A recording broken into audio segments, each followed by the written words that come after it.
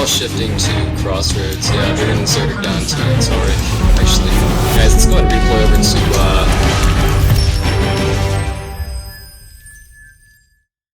Hello, fellow Araxians. Commander Sirius here. Today, I want to talk about the Zerg and, more importantly, Battleflow. The Zerg has come to be the name of any force in Planetside that someone just might not like. It's a term with a very negative connotation. So you see these callouts of break up large outfits, or stop spawns once a hex makes it to 48 people. All these ideas that are trying to treat the Zerg as if it's the root problem in the Battleflow. But really, the Zerg is just a symptom. It's a symptom of the extreme mobility in Planetside 2. It's a symptom of much of the territory boiling down to one tiny little point. It is a symptom of bad Battleflow. I think a lot of people are looking at those population numbers and saying, hey, why is a platoon of NC just sitting in this hex doing nothing? Well, this is why. If you just go in there with a small fire team, it will be rapidly redeploy-sided and re-secured. So your only way to hold that off is with a show of force. So hey, you decide to go bigger, you leave a platoon sitting on the point. But then all of a sudden you get a platoon that's rapidly redeploy-siding across the map into galaxies, dropping on the points, wiping out your vehicles, and stealing the cap from you. And to counter that, what can you do? Well, you gotta go bigger. The bigger the force, the better chance a group has to fend off this redeploy sighting. So it ends up becoming an arms race to bad fights. But those aren't the only fights. There are plenty of terrific Planetside fights, or we wouldn't be here still.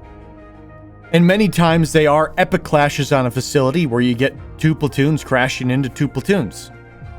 But to me, the real highlight is when the battles really flow across the maps. This battle you're watching here occurred after we rolled up to the Cobalt Geological Outpost and took down a construction base that was there. In most cases, that would just be the end. When the spawn tube or the sunder in the middle of it went down, the enemy's gone, and they just redeploy into the next fight. But just by luck, there was a second base that was a little further back and a few sunderers in the hills, so it turned out we were able to keep pushing forward, and there was friction of an NC force in the fields. And so that's how we arrived in this battle, where we're dancing along the ridge lines and really engaging along a 500-meter wide front where the battle was taking place in the fields. These are the battles I really live for in Planetside 2. If you're stuck fighting in the building, that's not different than a lot of the 6 vs 6 or 16 vs 16 matches you could find in other games, because the arena is effectively shrunk. Whereas out in the field, you can see the infantry fighting in the distance, people are rolling in sunderers and tanks. This is what it means to have a combined arms battle. It feels like a battlefield in a way no other game can.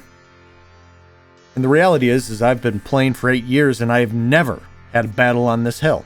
This is the first time I've ever fought here on Amerish. Sure, we've had some light skirmishes as tanks made their way either between Cobalt Communications or West Pass Watchtower. But never anything to this scale, and this was fun and different and new.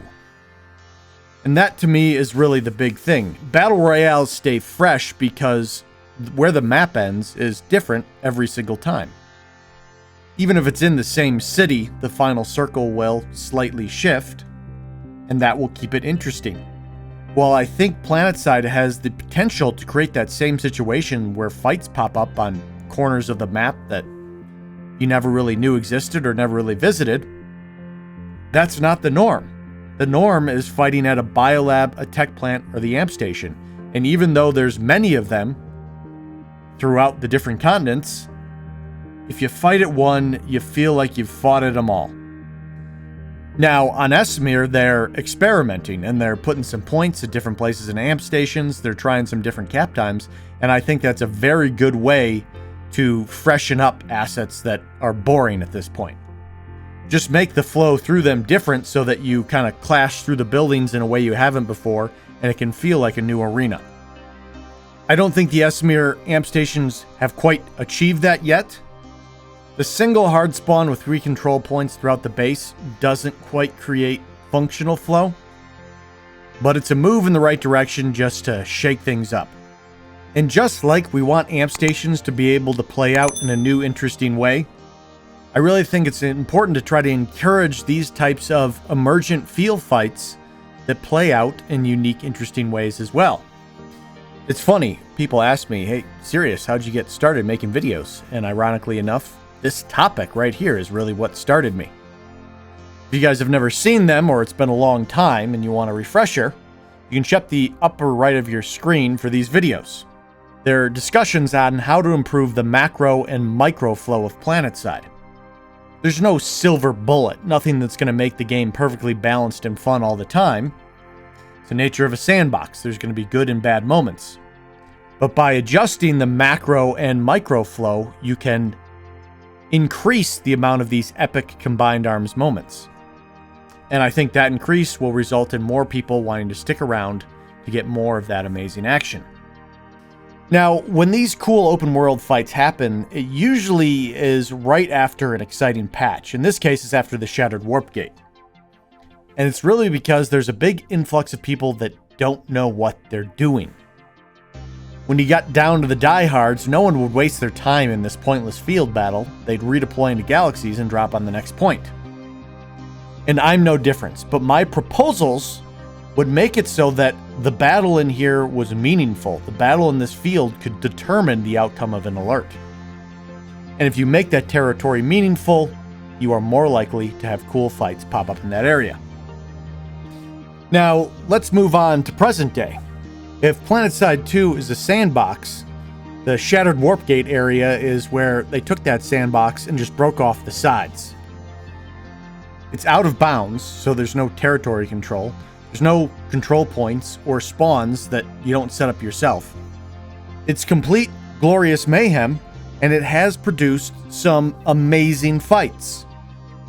If you've been playing, you have probably had one of these clashes in the Shattered Warpgate jungle, which is just so cool. Dodging through the underbrush, you've got all three factions crashing into each other. Where's the next enemy coming from? Where are you popping out from? I mean, this is the type of battle I would like to see all over the map, but ebbing and flowing between the bases. Now, their technique to encourage fights over here was create objectives of the campaign primarily, and then a few from the mission system. But this good intention is quickly turning into annoyance for players, especially on lower population servers, where now you can't reliably complete these things because people have completed their objectives in this area and have left. Players are naturally gravitating back towards the sandbox that has some sides, some rules, some alerts to strive for, territory to control. Because without those nail-biting push for points, in the end, these chaotic battles, while cool in the moment, feel very pointless. And again, as I mentioned before, a lot of Esamir feels very experimental. So I'm hoping their takeaway will be, yeah, people love these fights, but I'm hoping they understand that putting them off in a corner of map that has nothing to do with territory control, that is effectively out of the play zone, is not the place to try to develop them. They need to be developed in the natural playfield. And while the newly created territory is epic and well done, there is plenty of parts on the existing maps that would already make for terrific open field battles if only there was a reason to fight there. Some of those areas may feel a little bare to them, like, ooh, why do we want to try to promote fights in that field on Amarish that was never really developed that well? Well, that's fine. Different is good, even if different sometimes means less cover. Different types of terrain you have to learn how to fight in. The freedom of being able to neutralize vehicles to make them your own is a really nice addition. And I like the move to make bases very relevant. It still is not all that fun to fight in the bases. There's sort of either an impregnable stronghold or something you blow up with tanks from far away. Most of the fights I've seen, the bases serve as a spawn point, and the real engagements happens in the jungle nearby. But I could definitely see this experiment being used as a template to reduce the no construction zones on the main continents. There still will need to be good solutions to avoid artillery like this. You see me using the flail here and just racking up the kills on the hapless VS out there. But at least in the open field here, they do have a chance of moving. When it gets into the base fights, a lot of times people are hemmed into a hallway or an alley and they don't have the option of moving. So getting a bunch of Hesh spam like this wouldn't be very fun.